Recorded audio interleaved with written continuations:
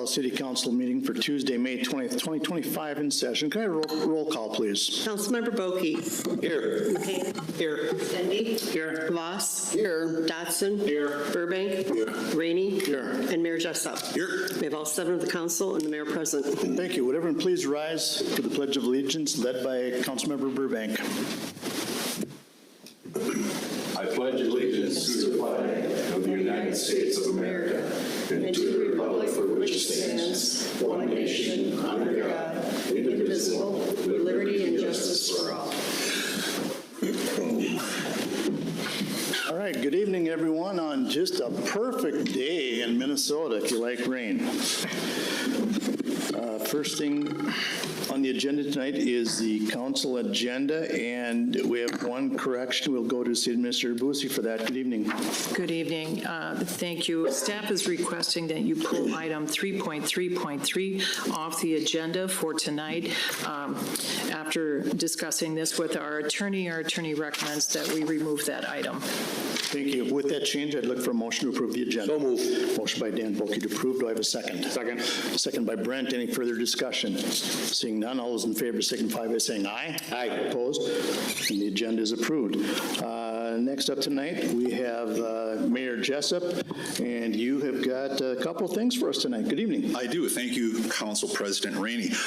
First off, it was a real pleasure for me last Thursday to declare Thursday, May 15th, 2025 as John Van Alstine Day.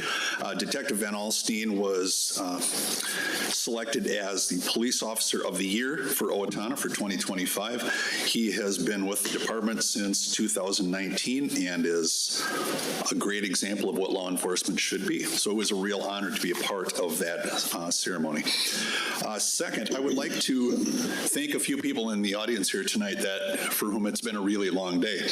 We have 3 candidates that were interviewed today for the position of City Administrator, Craig Clark, Kathy Reynolds, and our very own Jenna Tuma. So thank you to all of you for being here today and putting forth your efforts. It was very appreciated.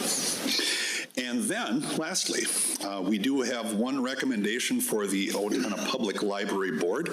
We had 4 candidates that applied for an open spot, and Annie Harmon was selected as the candidate to move forward with. So, at this point, I would like to... Hold on. Sorry. With that, I would look for a motion from council to approve Annie Harmon to the library board. So moved. Motion by Don McCann to approve. Do I have a second? Second. Second by Dave. Any further discussion? Seeing none, all those in favor signify by saying aye. Aye. Opposed? Motion carries. Sorry, I'm just really excited about this.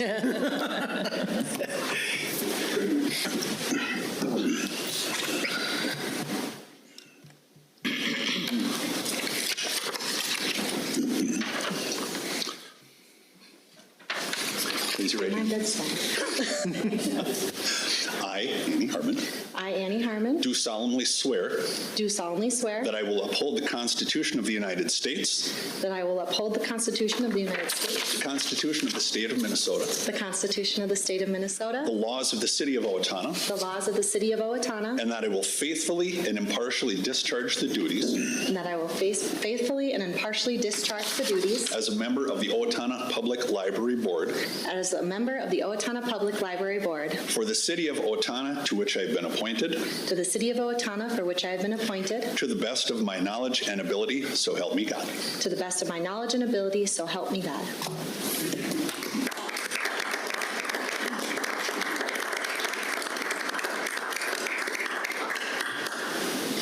Thank you, Annie.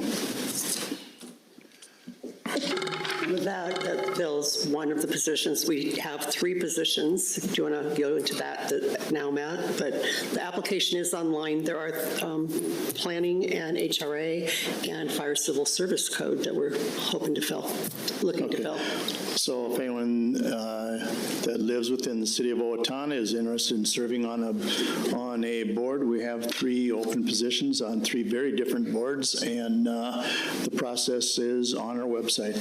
Anything else this evening, Mr. Mayor? That's it for tonight, and with your blessing, I have a son in the Pops concert, so I'm going to go be a dad. Go enjoy.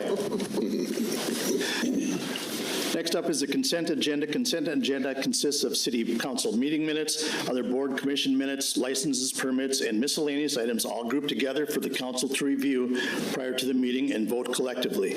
With that, I will entertain a motion to approve. Motion to approve. Second. Motion by Nate to approve, second by Brent. Any further discussion? Seeing none, all those in favor signify by saying aye. Aye. Opposed? Motion carries. We're now up to the first thing on the action item. It's the finance report, and for the report, I go to Vice President Doug Voss. Thank you, Mr. Rainey. Checks over $20,000 tonight for your approval are as follows.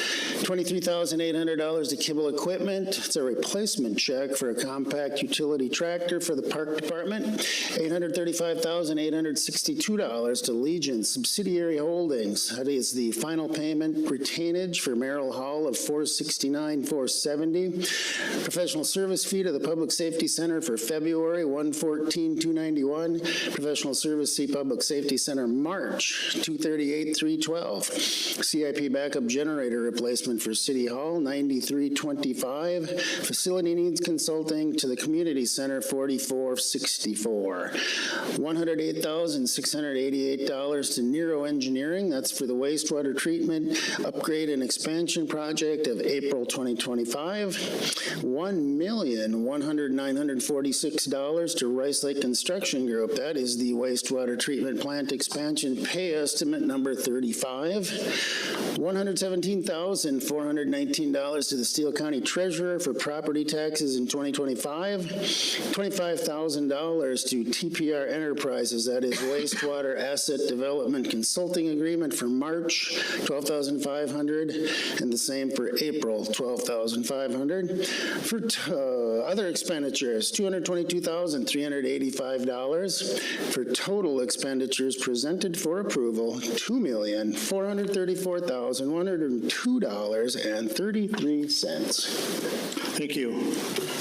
You heard the report. Any questions on the finance report? Seeing none, I'd look for a motion to approve. So move. Motion by Dan Bulkey to approve. Do I have a second? Second. Second by Don. Any further discussion? Seeing none, all those in favor signify by saying aye. Aye. Opposed? Motion carries. We have 4 resolutions tonight. The first one is 3.2.1, Resolution 26-25, Final Plat of Renneberg Hardwood Edition, and we go to Community Development Director Troy Klecker. Good evening. All right, thank you. City Council previously approved the preliminary plat for this development. This is the final plat approval. This is Renneberg Companies platting 3 lots into 1 lot in order to build a 12,500 square foot facility this summer. So again, taking 3 lots into 1, there are some easements that will be maintained along the back property line, and it will be put in around the perimeter, and the existing ones on the inside will be vacated. So with that, city staff recommends approval. Thank you. Any questions for Troy? Seeing none, I look for a motion to approve. So move. Motion by Dan to approve. Do I have a second? Second. Second by Doug. Any further discussion? Hearing none, all those in favor signify by saying aye. Aye. Opposed? Motion carries. Next up is 3.2.2, Resolution 27-25, Preliminary and Final Plat for the Keg Addition. And back to Troy. All right, so this is a request by Keg Investments LLC. There's an existing single-family house and a small lot next to it. What they're looking to do is move that line closer to the house to create a buildable lot in the future next to it. And so in order to do that, because the property's never been platted before, this requires it to be platted.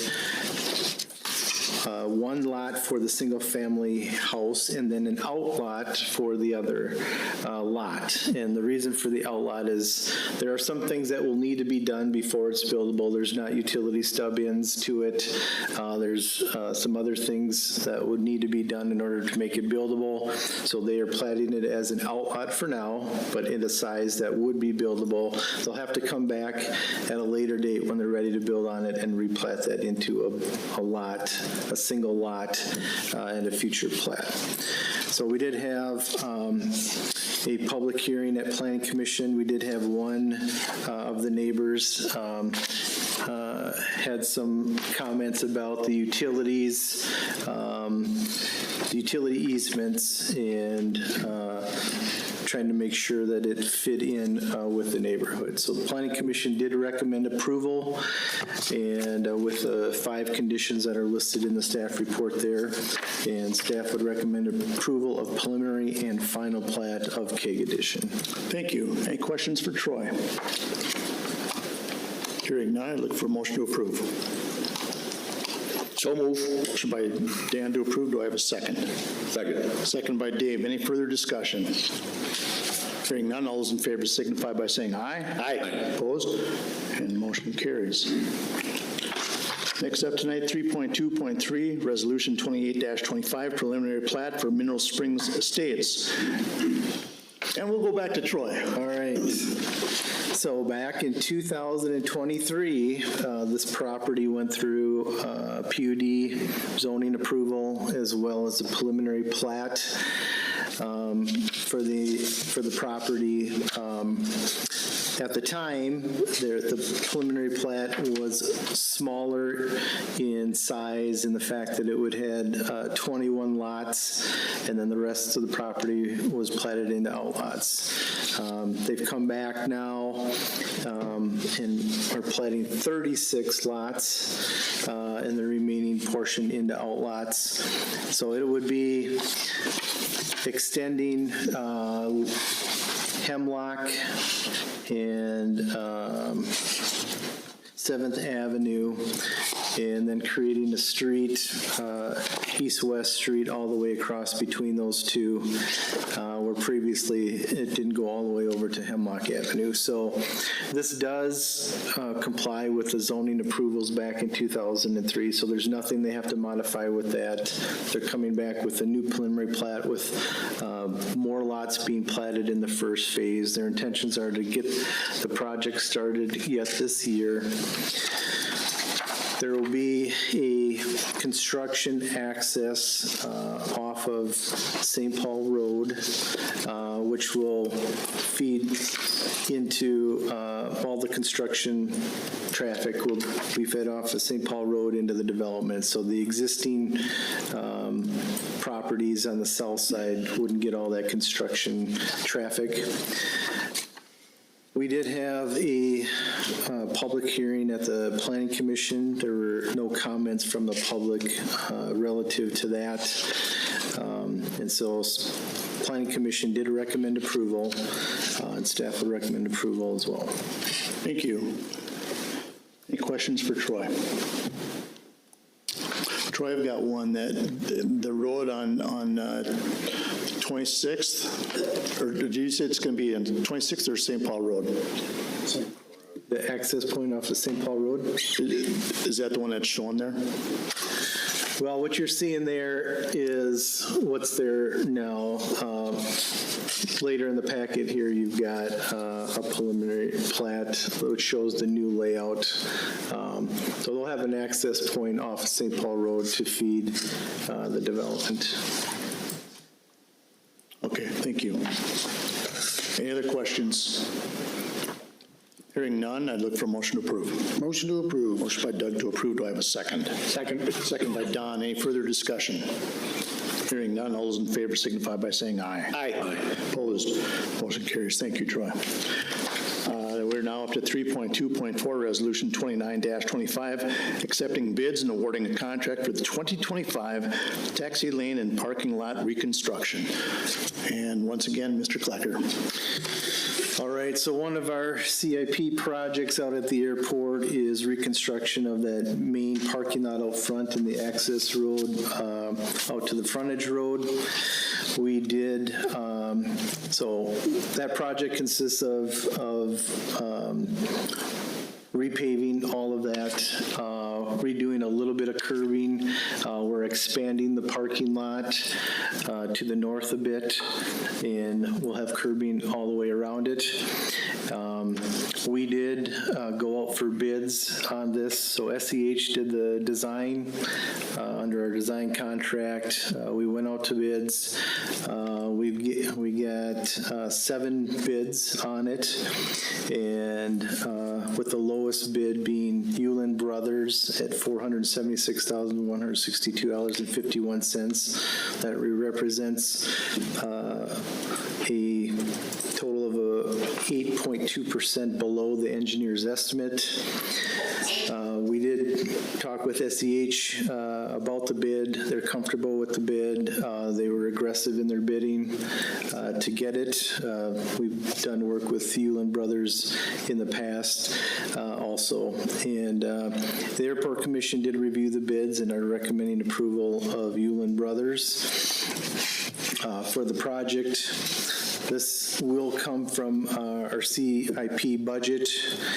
This is the total project with engineering and everything is going to be over $600,000, but a lot of this is through a grant, FAA grant that we're getting that will cover 95%. We're also getting a state grant to cover some of the local share as well. So in total, our local portion will be $21,685, which represents about 4.5% of the project.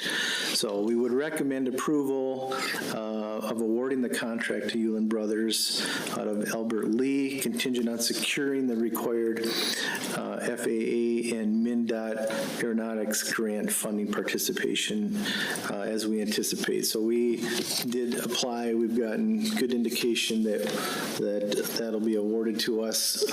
We should be seeing that here next month. So they won't obviously start on the project, and we won't sign the contracts until we get that award. That award will come back to the City Council for approval. We'll sign contracts, and they'll do work probably later summer, maybe early fall, then on the project. So staff would recommend approval. Thank you. Any questions for Troy? Hearing none, I'd look for a motion to approve. Approve. Motion by Nate to approve. Do I have a second? Second. Second by Don. Any further discussion? Hearing none, all those in favor signify by saying aye. Aye. Opposed? Motion carries. We are now up to our miscellaneous portion. We have 6 miscellaneous items tonight. First is 3.3.1, Professional Services Agreement, Construction Services, Taxi Line and Parking Lot Reconstruction Project with SEH Incorporated, and once again, Troy Klecker. All right, so this is the supplemental letter agreement with SEH for construction services for this parking lot project at the airport. The agreement provides for professional engineering services for the construction of the project, including survey control, construction observation, preparing pay estimates, recording drawings, and overall project management services, including quality assurance testing by some sub-consultants. The Planning Commission, the Airport Commission did review this and recommends approval. The agreement is for a lump sum total of $74,700. Again, this is eligible through our grants we are applying for this project, where 95% will be covered by FAA, another 2.5% by the state. So our local portion of this would be $3,078. So staff would recommend approval of this supplemental letter agreement, again contingent upon securing the FAA and MnDOT grant funding participation. Thank you. Any questions for Troy? Don? No? Motion to approve. Motion by Doug to approve. Do I have a second? Second. Second by Don. Any further discussion? Hearing none, all those in favor signify by saying aye. Aye. Opposed? And that has been approved. We are now up to 3.3.2, garbage hauler permit, Trash Titans. And no one can talk more about garbage than City Administrator Boosie. Why, thank you, Council President Rainey. I'm going to miss these times. All right, so we have a new company in town. They have received a grant from the Southern Minnesota Initiative Foundation, and they've also worked with Owatonna Area Business Development Center to establish this new refuse hauling company. So the background check was completed. Chief Mondale has no objection. And budget impact is we've received $175 for the background and annual fee for the permit, and staff would recommend approval. Thank you. Any questions for Chris? Hearing none, looking for a motion to approve. Motion to approve. Motion by Nate to approve. Do I have a second? Second. Second by Dave. Any further discussion? Hearing none, all those in favor signify by saying aye. Aye. Opposed? Motion carries. Thank you. We're now at 3.3.4, and I stand corrected. We have 5 miscellaneous. We took one out. The wastewater treatment expansion change order number 21 with Rice Lake Construction Group. And we go to Sean Murphy, Public Works Director, for that. Good evening. Good evening, Council. Yes, we're requesting City Council's approval of change order number 21 for a wastewater treatment facility expansion project. We have 6 total work change directives that comprise this change order 21. Just a reminder, we work through these work change directives as we come across whether it's field conditions, better ways to do things, or problematic areas as we work through the project. The most significant work change directive within this change order is our RSS wall that is going to be going in upon approval by council tonight. That is replacing a concrete block retaining wall adjacent to our North Straight River Trail Park, or Straight River Trail. It's a 400-foot long wall, roughly 8.5 feet in height at its max. With some of the improvements that we have provided with this expansion project, creating better circulation, adding infrastructure adjacent to the top of this wall, we're adding surcharge. So the wall needed to be heightened in order to accommodate some of those improvements. Upon analysis and review with our geotechnical experts at AET, found that adding new height to this existing wall was not advisable. They're showing signs of tipping, undulation within that wall. This was a wall that was installed by city faculty, city staff, and unfortunately, the geotechnical exploration found that we have some significant spoils, poor fill. This was operated as a dump. We've also approved previous change orders in the past, significantly increasing the project cost to remove those unsuitable soils. So with this change order, we're going to be seeing an increase in the contract of about $465,900. The total contract cost is moving up to $58,636,922, looking at about a 5.23 increase from the original contract cost. Costs will be paid for using our sanitary sewer funds. We also have Eric Meester with Neuro Engineering, our consulting engineer here. Him and I can answer any questions you have on the change order, but he'd also like to present just a little bit on a project update and where we're going from here at this point. Okay, let's handle the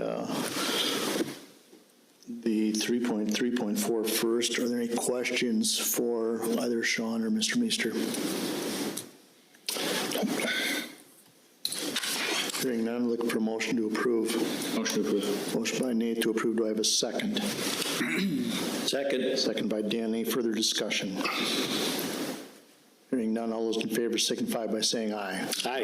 Opposed, motion carries. City Administrator, do we want that update now or at the end? Okay, if we could get an update now, that would be great. Hello, Council. Eric Meeser with Neuroengineering.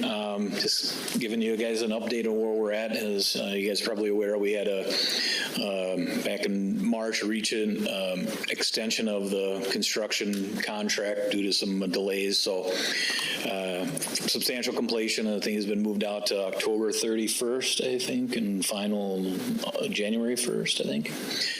But so far, we're staying on track with this new revised schedule, doing a bunch more startup stuff this summer.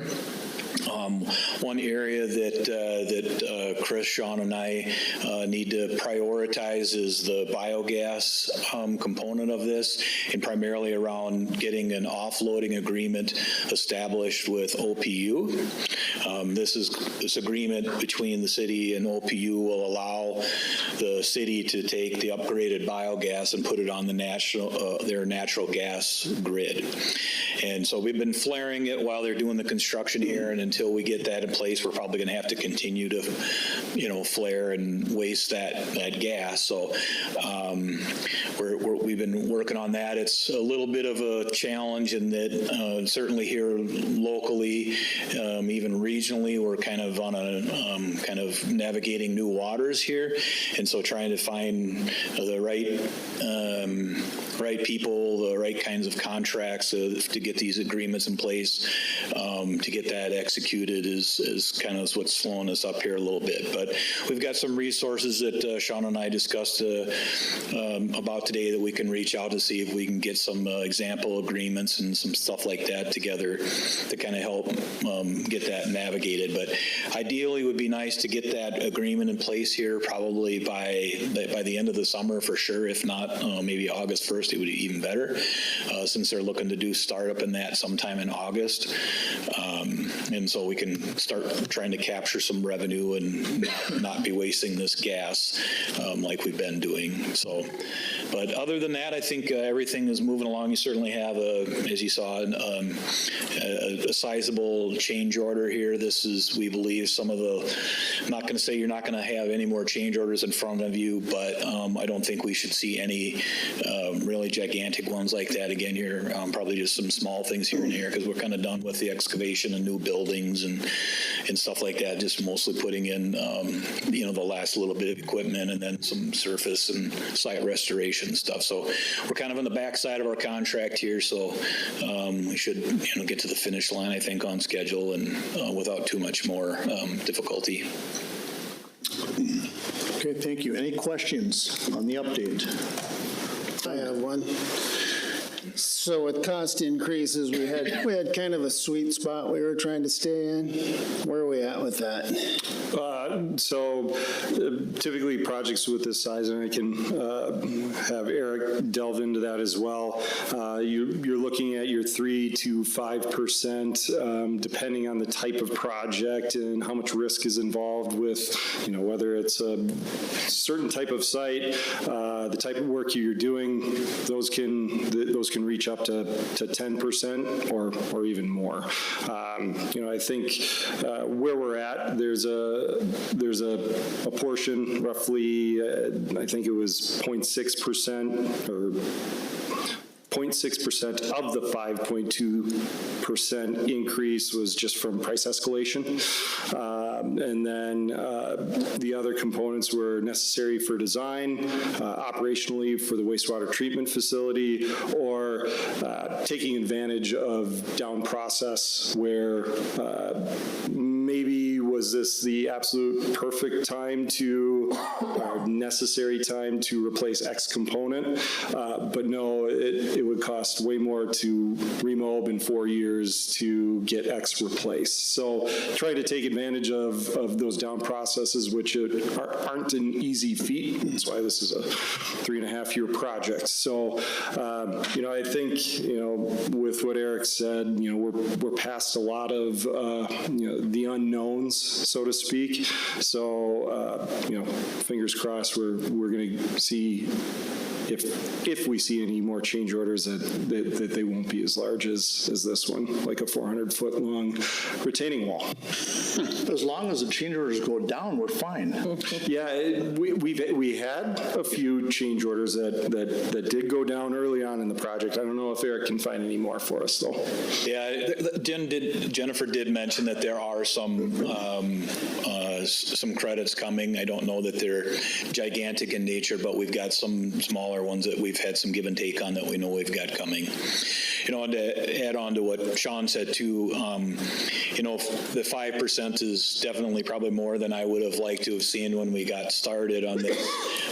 But I also didn't, we didn't really count on having to deal with some of the site conditions and what we've dealt with all the refuse out there. That's probably attributed to, maybe 35% of the change orders out there. So if we hadn't run into that silly hurdle, we probably would be in a position where I would feel a lot better and more comfortable talking about where we're at. But it always is what it is, and I think we've kind of collectively made the decision on that particular issue to kind of do what wasn't done back in '88, which is address it now so it doesn't continue to be a more costly problem for the city, not, even 20, 30 years from now like we're dealing with right now. Any other questions? I have one not related to this particular project, but do we have an update on the hookup from the city of Medford to our Owatonna facility? Yeah, we are working through review of a draft agreement with Medford. So we're working with Daniel Marks, our attorney, on that. It's just currently in the later stages and hoping to come to council. I believe, Ms. Boosie, we are booked for the 3rd, so we're potentially shooting for a study session on the 17th of June. Yes. That we're going to be presenting that agreement for council's consideration and review and comment. As far as Medford, I know they're well through design. They've submitted to the MPCA. They're looking to go out to bid soon with hopes to start construction, I believe, this fall, if I'm not mistaken. I just had a call with their engineer earlier this week, and they are going to advertise that project, I think, starting next week, opening bids in the June here, hoping to have a contractor mobilized and start doing some work here, and even as mid-August or something like that. So they're looking to get started soon. Okay, thank you. With no other questions, thank you very much for the update. Thank you. Appreciated. Yep. We're now up to 3.3.5, professional services agreement with Ehlers. And yesterday I asked Chris who was reporting, and she said Emily. And they're both sitting together, so whichever one's moving up here. Should be Emily Burns. Emily Burns, thank you. Well, and I have some special guests with me also. Okay. Good evening, Emily. Good evening.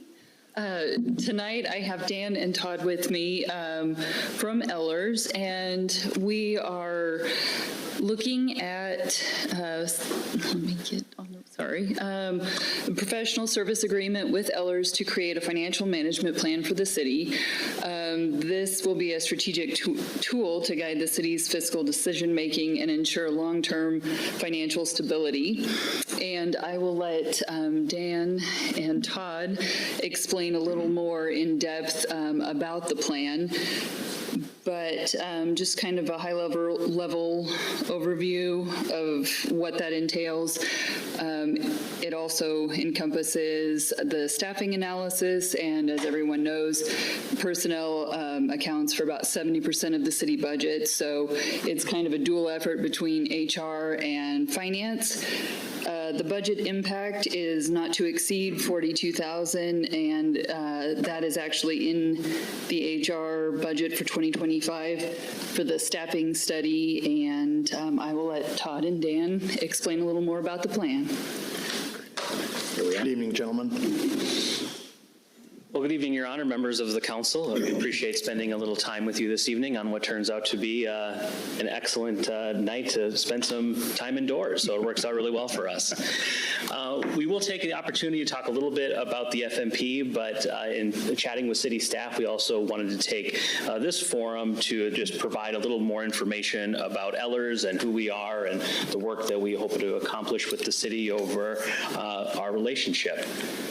So Jason Arsvald, one of our other senior municipal advisors that will be on your lead advisory team, couldn't be here this evening, and he extends his apologies. He had a personal matter to attend to. But as mentioned, my name is Dan Tinter. I'm municipal advisor with Ellers and Associates. I've been at Ellers coming on 4 years now. Before that, I worked for about 10 years in local government, most recently as the director of finance and city treasurer for the city of Fridley, and even for a couple of years there actually as the city clerk of the city of Fridley. And before that, I was a city administrator, and then before that, I worked in county administration and county finance. And I'm Todd Hagan from Ellers and Associates. I've been here before, 10 years ago or so. We worked with Owatonna, so we're happy to be back. If I add that up, I've been around for a long time, and it's all been in public finance. So it was with Briggs & Morgan, now Taft Bond Counsel firm in Minneapolis as a non-lawyer. Hi, Mark. Nice to see you again, as always. And then at Ellers and Associates, kind of just getting on the front line of these projects. It's been a really fun working relationship with all of our municipalities with Ellers, and again, we're really happy to be back in Owatonna. And hi to Brent too, and of course his brother, who looks just like him. So that's us. And then I would also add for Jason, he's been 12 years at Ellers, and before that, he also worked in local government for a number of years, most recently as the director of community development for the city of Brooklyn Park. So just a little bit about our firm. This is just some statistics over the last 5 years. As you can see, we are a full-service financial services firm. We provide financial management planning, which the finance director talked about very recently, and then we will be working on with the city over the next couple of months here. We also do economic development and redevelopment consulting.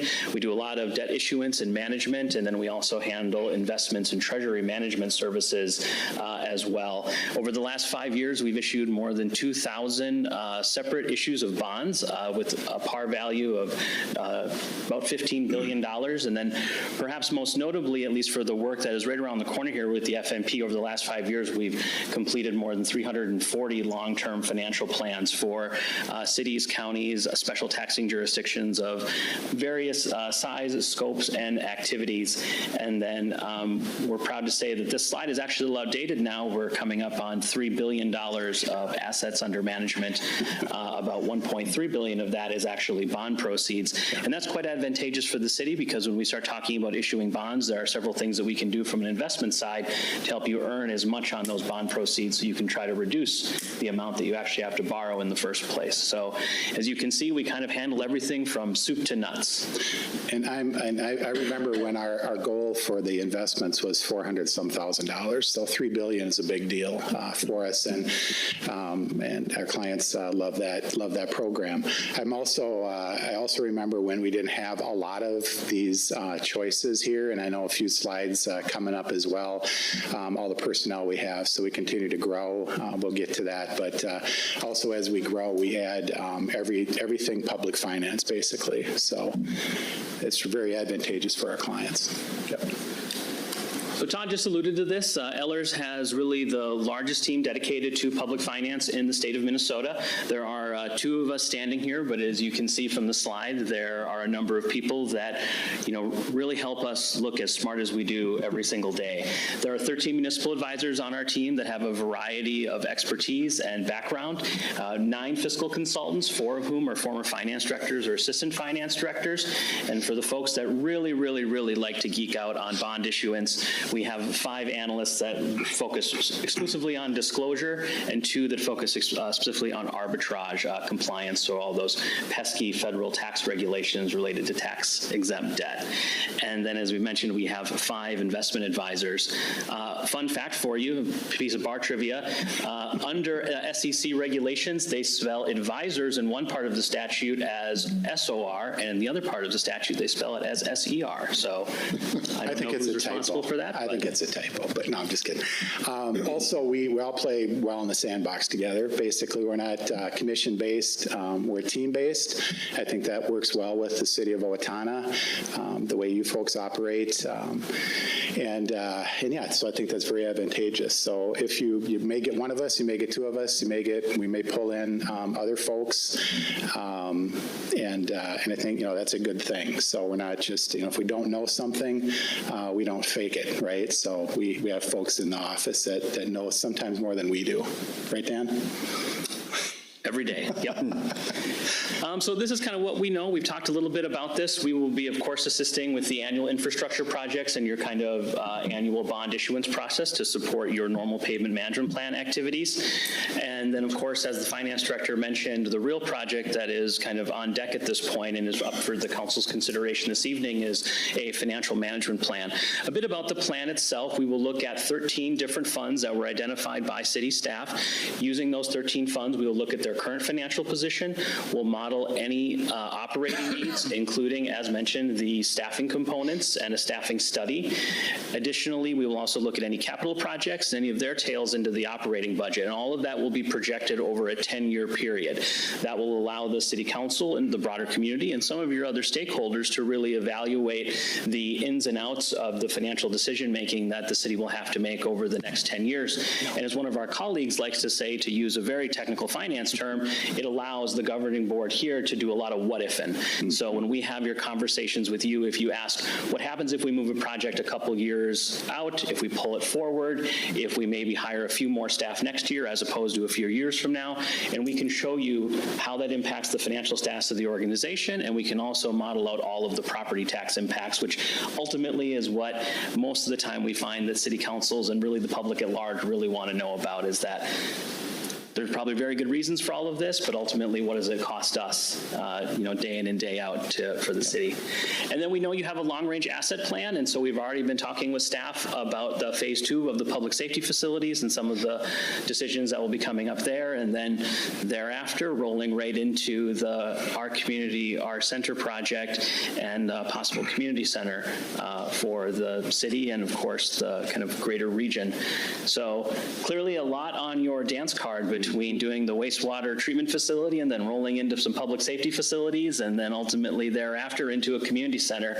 And I just have to say that all of that will be in the financial management plan. So there will be an opportunity to talk about all of the moving parts.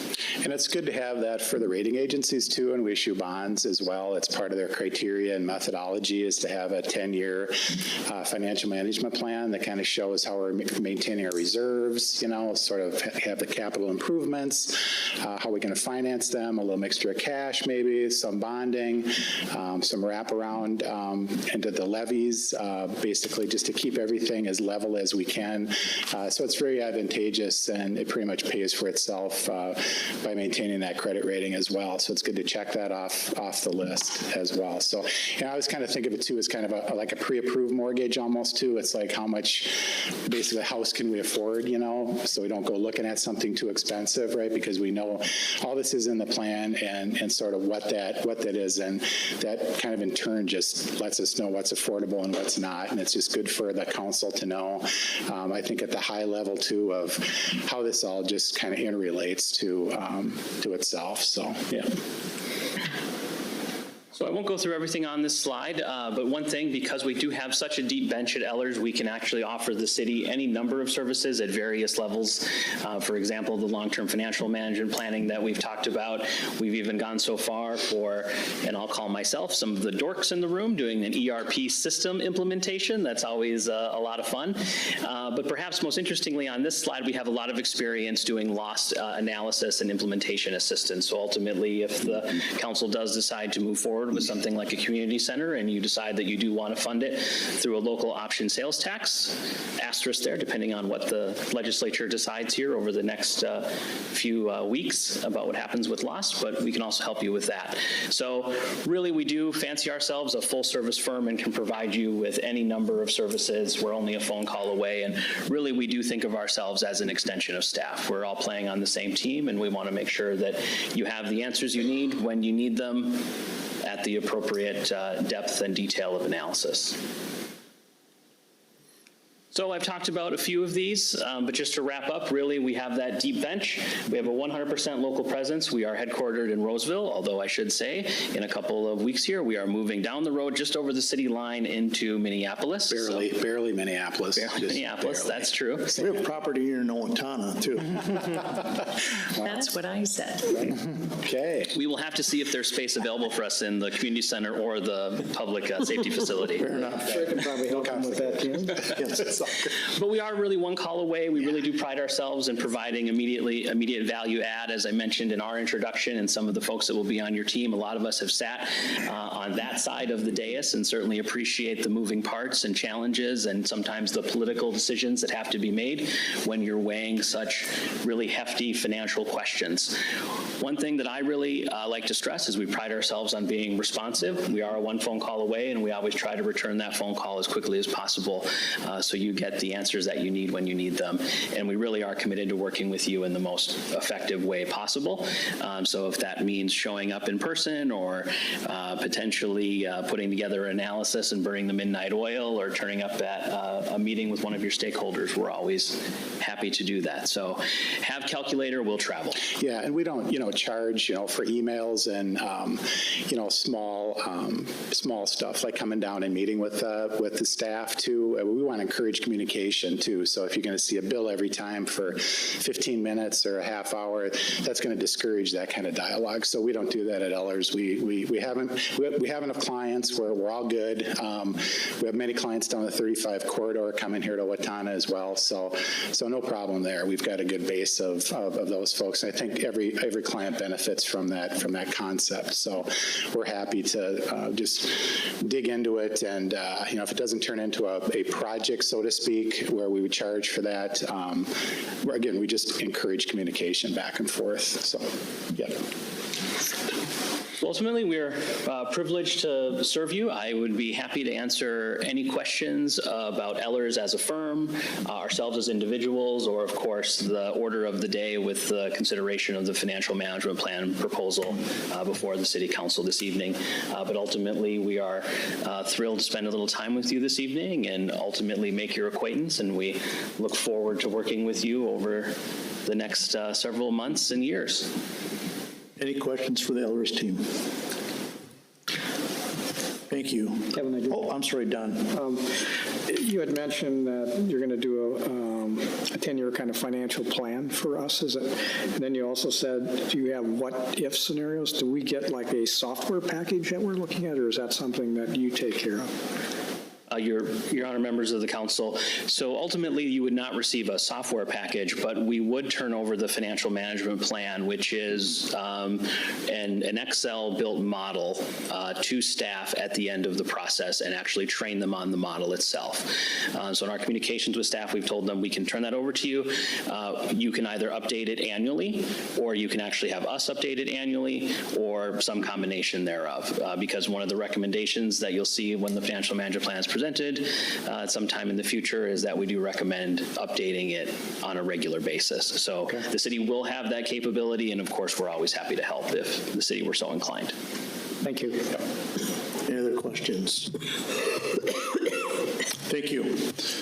With that, I would invite Emily to come back up and go through purpose and background. Thank you. Enjoy the rest of your meeting. Thank you.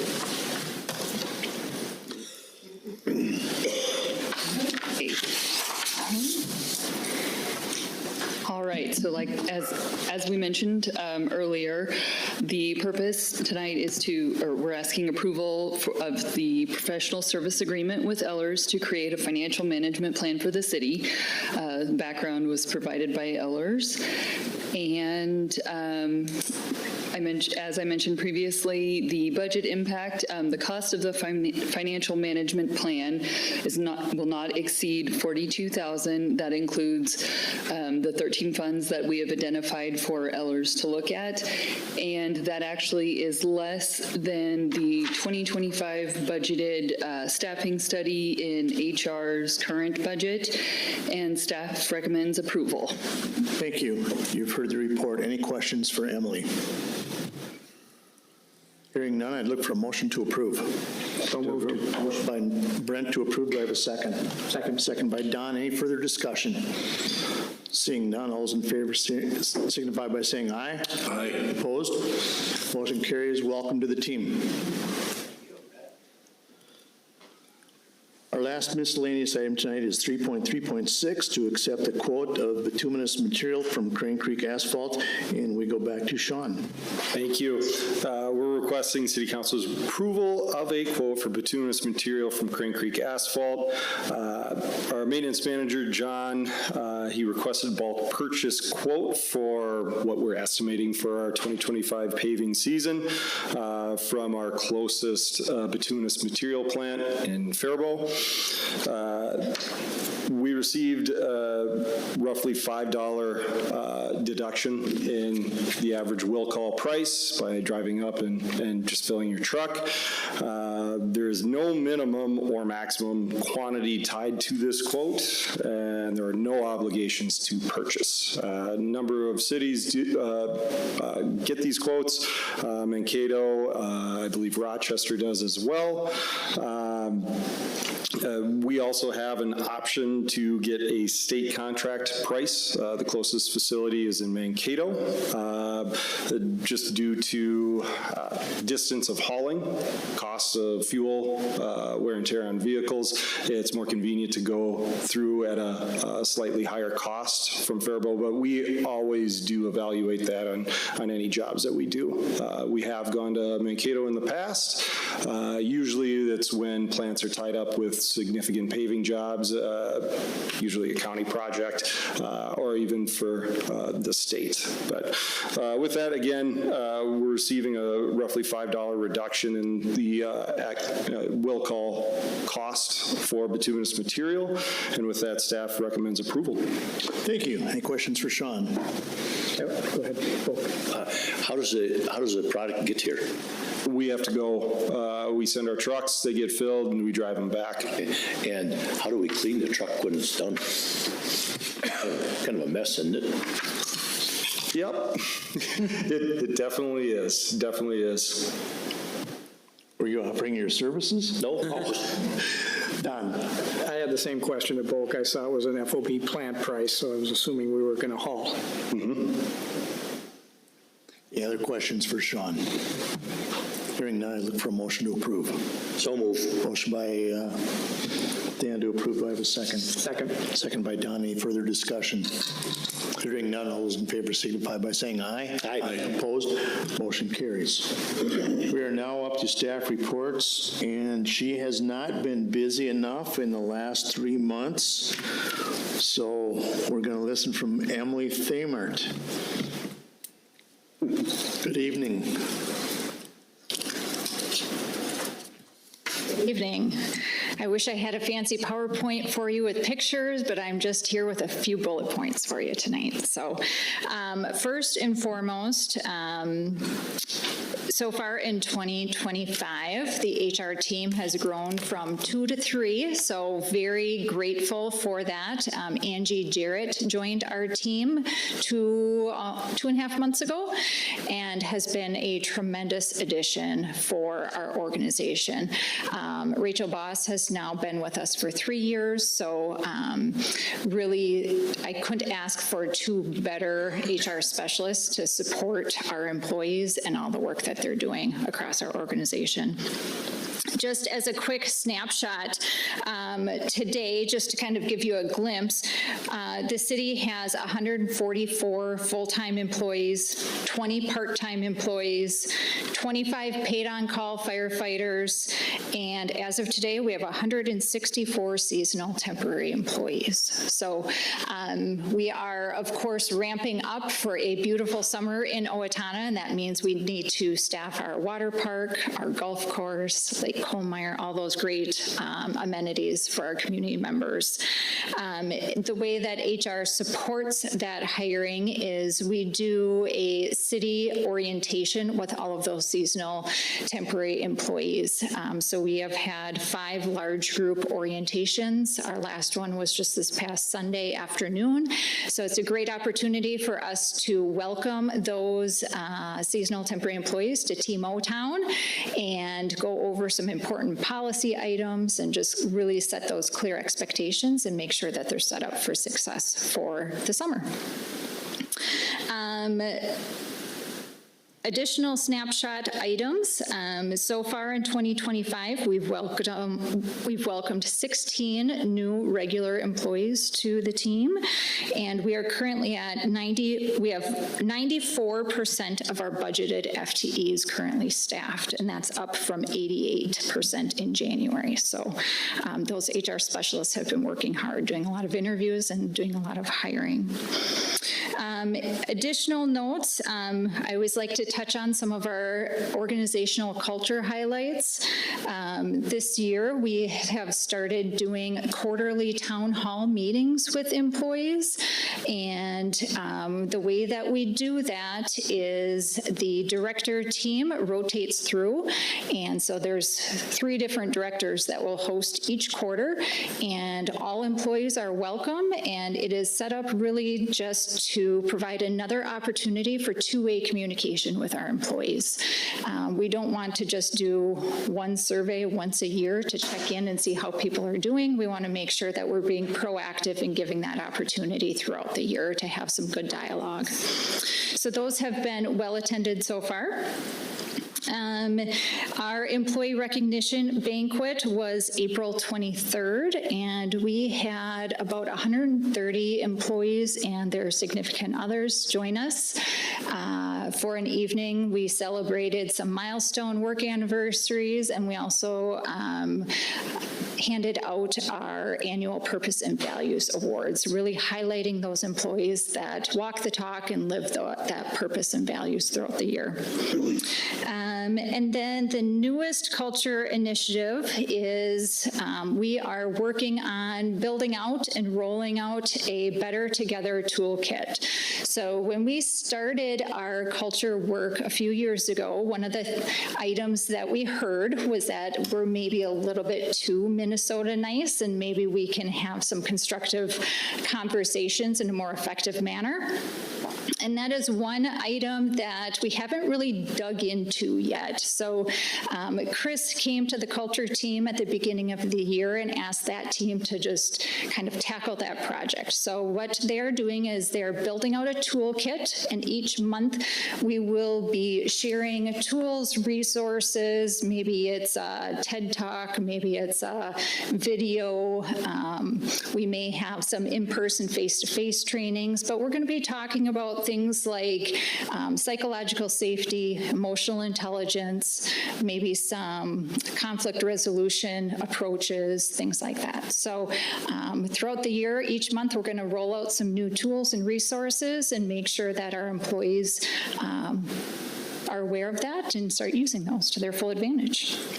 And then last but certainly not least, we have been supporting council on the city administrator transition plan and process. Questions? Before we have any questions, because I can speak, when City Administrator Boosie announced her retirement first part of the year, Ms. Thamer and her team hit the ground running.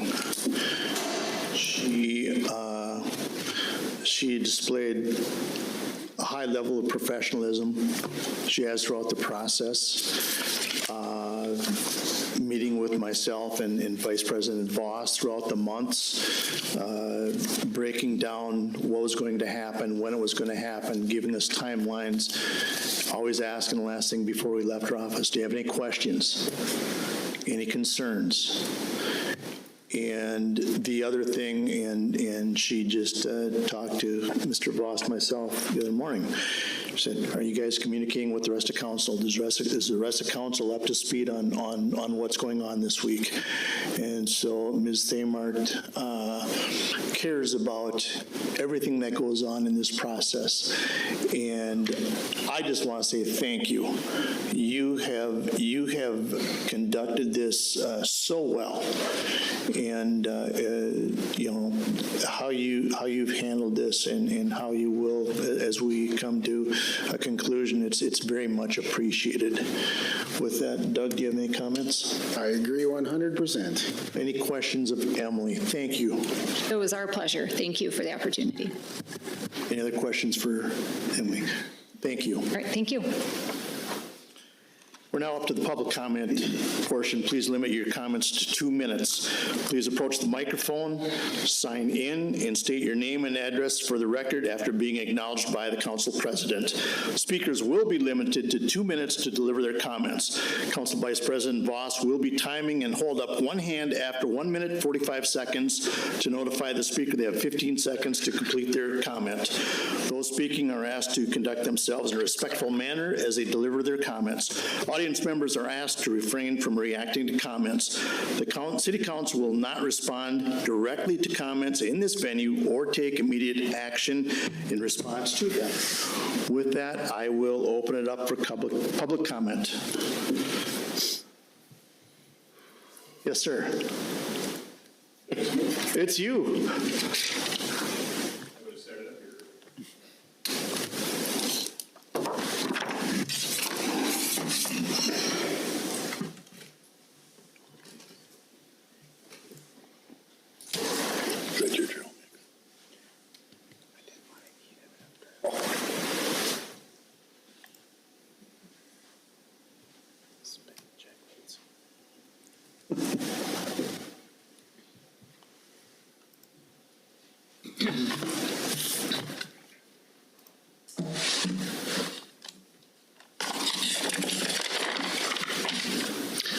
Gary Jones, 995 Ridge Road. Good evening, Gary. Good evening. After 36 city public comments, you know I'll try and be respectful and get my point across in a professional manner, but I hope I don't start laughing when I did talk about this. My concern tonight is the danger of hunting after dark with compound bows at Mineral Springs in the dark when you cannot see. Now, I don't know about you, but it sounds almost like something from Dr. Seuss. Hark, hark, do not hunt in the park after dark. I'm almost waiting for thing 1 and thing 2 to show up, and then I realize, oh my gosh, we are doing this for real. This is happening where we're hunting toward the end of the day when you cannot see. So are there any lawyers here? I don't know. I don't think this is a good idea. Anyway, over the last 2 years, we've made some great progress, really great progress in some of the risks. And one of the first things that we did were the signs. Remember, we made the signs bigger. They're in more languages. You had maps on them. They're great. Half hour after sunset, you can't even see them. Somebody goes to the park with their kid to slide down the hill or to walk their dog. You can't see any signs. That was supposed to be their warning. So you can't see the signs, and so you've kind of negated the benefit of the good things that you've done to that. Now, please, if you would, I feel strongly, change this to sunrise to sunset, not a half hour before to half hour after. Mineral Springs is special. It's on the east side of town. You're surrounded by houses. You're in a valley. You're surrounded by trees. It gets dark early, and you cannot see. Go between disc golf hole 5 and 6. Take the insurance card that you carry in your car, hold it out there, and try and read it. You can't even see your fingers. It gets that dark. It is all woods. Please change this. The DNR states that hunting is a relatively good safety record, but that record is due to hunting activity spread out over 89,000 acres of Minnesota.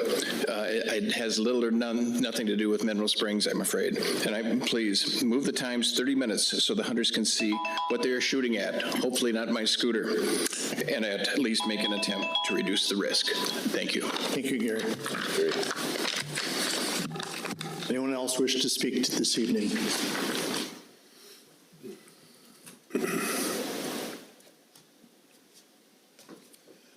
Seeing no one approaching, we will close that portion.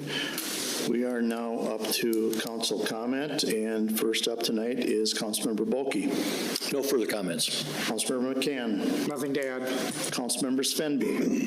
I just want to thank the three candidates that we interviewed today. Thank you for spending the day in Owatonna. It was great to meet everyone, and good luck in the process. Well said. Councilmember Voss. Yeah, I would second that and just say, wow, it was great. We had 3 outstanding candidates today. So however it works out, thank you very much for being here today. Councilmember Dotson. Nothing to add. Councilmember Burbank. Nothing more to add. Mr. Busi. Well, all I will say is I want to echo your thanks to Emily Thamert and her team. They worked really, really hard, and they did just an outstanding job for you today. So that's all I would have. Thank you. I have a correction. I was inaccurate with last council meeting in regards to City Minister Busi and the number of council meetings she has left. After tonight, Yes. she has 5 meetings left. One hand. One hand. One hand. I also want to thank Craig, Kathy, and Jenna. 3 great candidates. You will all represent the city extremely well, so thank you for spending an entire day with the city of Owatonna. Reminder that the city council will meet in a special meeting Friday morning at 9 o'clock, and that will be a council member in order to discuss the next city administrator. With no other business before us tonight, I would look for a motion to adjourn. So move. Motion by Dan to approve. Do I have a second? Second. Second by Dave. Any further discussion? Seeing none, all in favor signify by saying aye. Aye. Opposed? We are adjourned. Thank you.